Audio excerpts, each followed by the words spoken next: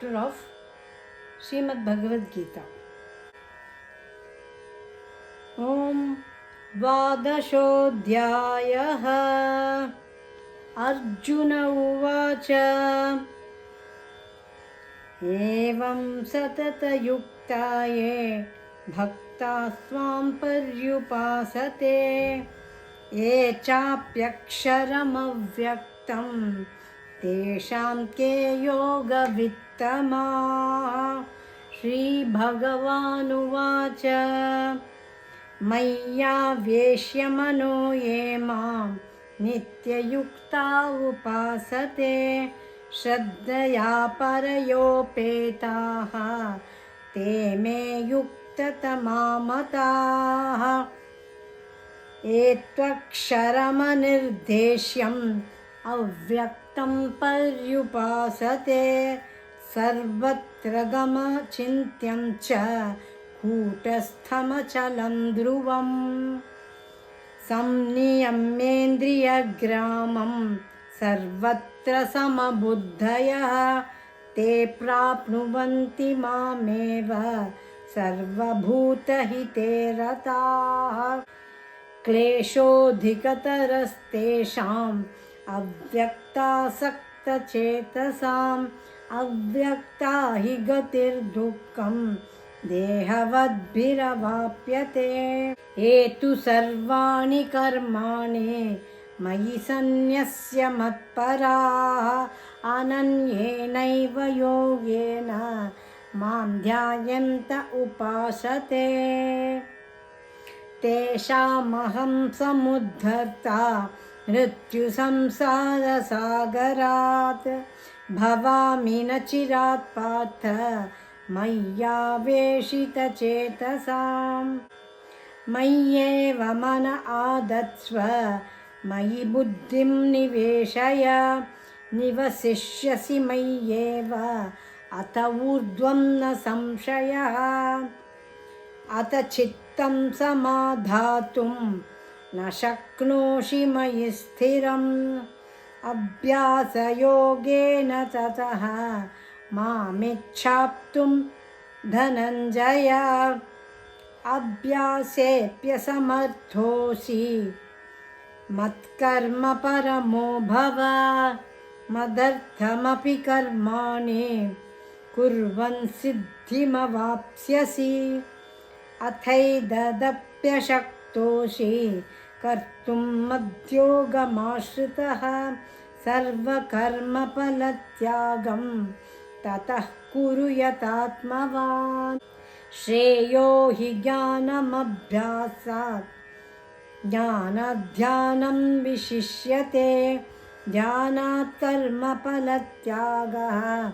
Tyagachantiranantaram Adveshta sarvabhutanam Maitra karuna yevacha Nirmamo nirahankaraha Samadukka sukha kshami Santushta satatam yogi Yatatma dhrida nishchayaha Mayyarpita mano buddhihi Yo madbhakta same priyaha Yasmano dvijate lokaha Lokano dvijate chayaha Harsha marsha bhayodvegaihi Mukto yassa cha me priyaha Anapeksha shuchir daksha Udasino gatavyataha Sarvarambha parityagi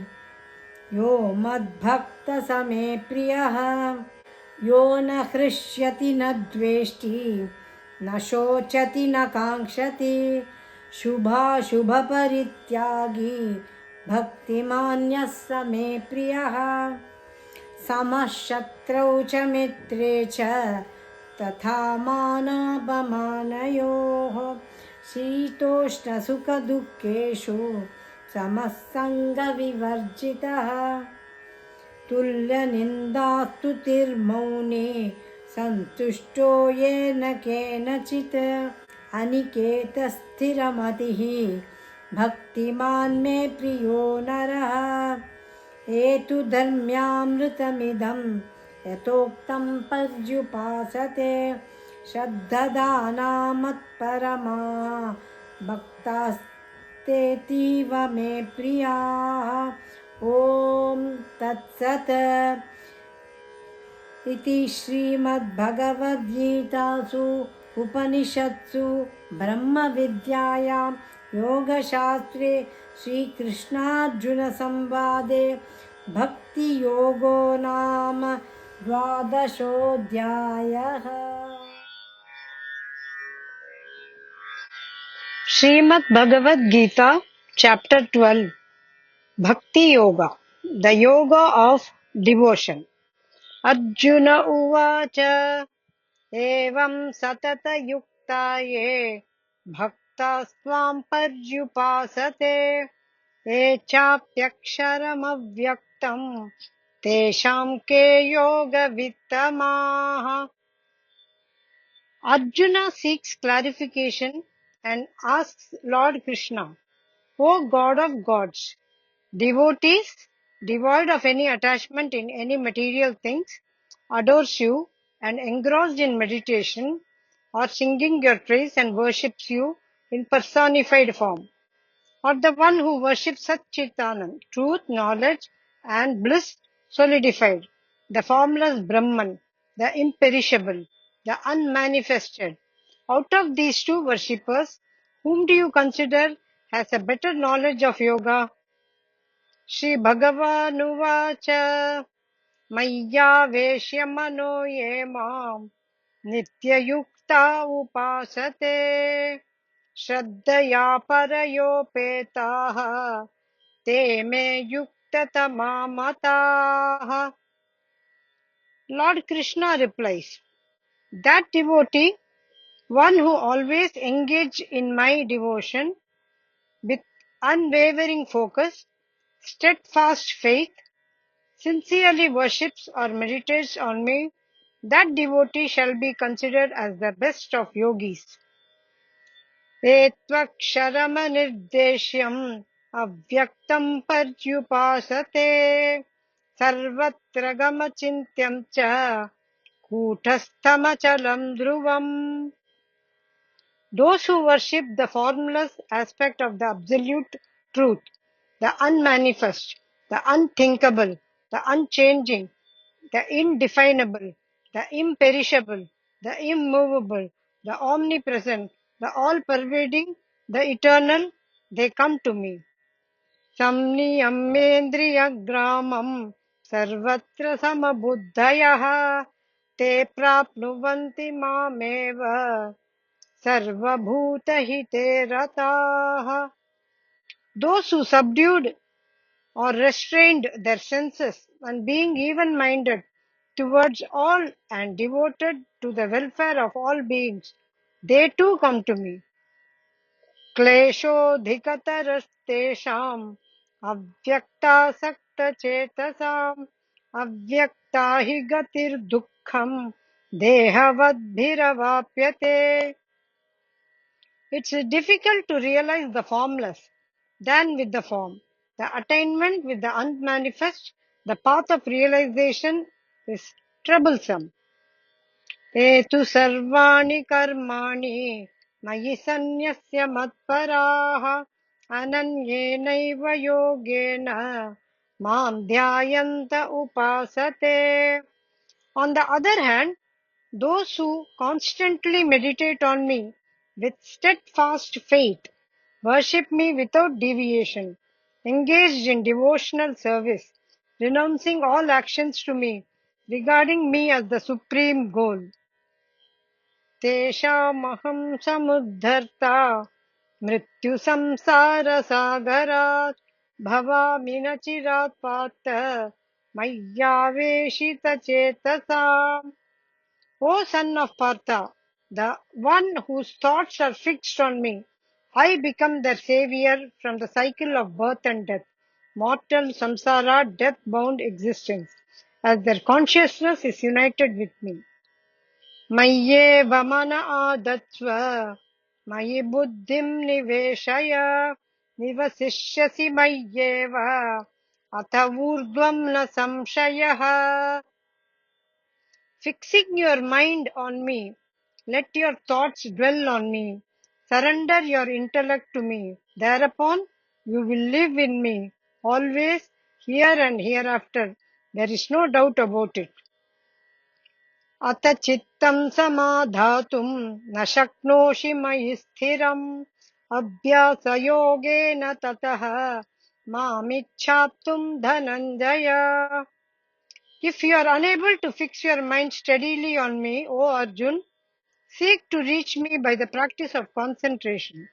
If this spiritual condition does not arise spontaneously, then practice remembering me with devotion while constantly restraining the mind from worldly affairs. By this practice, the divine takes gradual possession of our nature. अभ्यासेऽप्यसमर्थोऽसि मत्कर्म परमो भव मदर्थमपि कर्माणि कुर्वन् सिद्धमवाप्स्यसि. If you cannot practice remembering me with devotion, then be the one whose supreme aim is my service. Be intent to work for me. Thus performing devotional service to me, you shall achieve the stage of perfection in the form of my realization.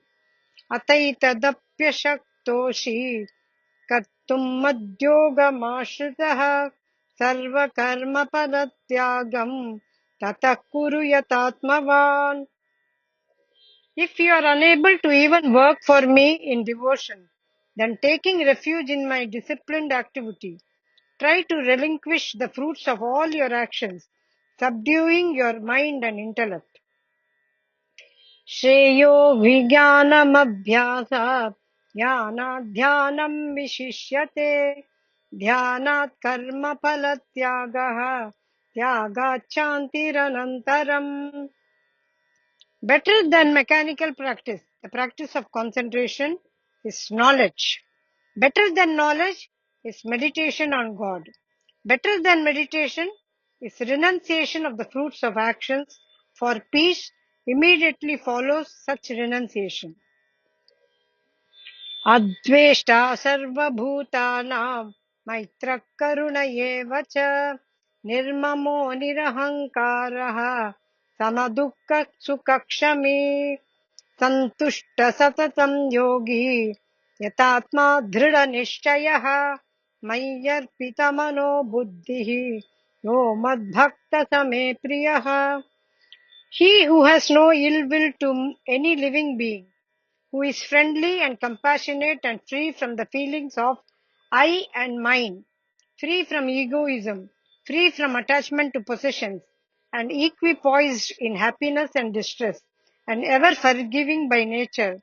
He who is ever content, who has subdued his mind, senses, and body, steadily united with me in devotion, self-controlled, unshakable in determination, and who has surrendered his mind and reason to me. That devotee of mine is dear to me. यस्मान्नो द्विजते लोकः लोकान्नो द्विजते च यः हर्षामर्षभयोद्वेगैः मुक्तो यः स च मे प्रियः. He from whom world does not shrink and who does not shrink from the world. He who is not a source of annoyance to anyone, who in turn is not agitated by anyone. He who is not a source of grief to any, no one can make him feel grief, who are equal in pleasure and pain, joy and anger, and free from fear and anxiety. Such devotees of mine are very dear to me. अनपेक्षः शुचिर्दक्षः उदासीनो गतव्यतः सर्वारम्भपरित्यागी यो मद्भक्त स मे प्रियः. He who has no expectations is pure and skillful in action, who are indifferent to worldly gains, who are both externally and internally pure, wise and impartial, and unconcerned, untroubled, and he who does not lose himself in dream but knows his way in the world, he who is free from selfishness in all undertaking, he who renounces the fruits of all his actions. Such devotees of mine are very dear to me. यो न हृष्यति न द्वेष्टि न शोचति न काङ्क्षति शुभाशुभपरित्यागी भक्तिमान्यः स मे प्रियः. He who neither rejoices in mundane pleasures nor despair in worldly sorrows, who neither grieves for any loss nor desires for any gain, who has renounced both good and evil deeds. Such persons who are full of devotion are very dear to me. समशत्रौ च मित्रे च तथा मानापमानयोः शीतोष्णसुखदुःखेषु समसङ्गविवर्जितः तुल्यनिन्दास्तुतिर्मौनी सन्तुष्टो येन केनचित् अनिकेतस्थिरमतिः भक्तिमान् मे प्रियो नरः. He who deals equally with friend and foe, also to good and evil, honor and dishonor, who is alike in cold and heat, joy and sorrow, pleasure and pain, and are free from attachment and all unfavorable association. Those who take praise and blame alike, who are given to silent contemplation, that is restrained in speech, contented with any means of subsistence available, what comes their way, entertaining no sense of ownership, attachment in respect of his dwelling place, whose intellect is firmly fixed on me, and who are full of devotion to me. Such persons are very dear to me. ये तु धर्म्यामृतमिदं यथोक्तं पर्युपासते श्रद्धदाना मत्परमा भक्तास्तेतीव मे प्रियाः. Those who follow this nectar of immortal wisdom set forth above have faith in me, are solely devoted to me, and holding me as their supreme goal, they are extremely dear to me.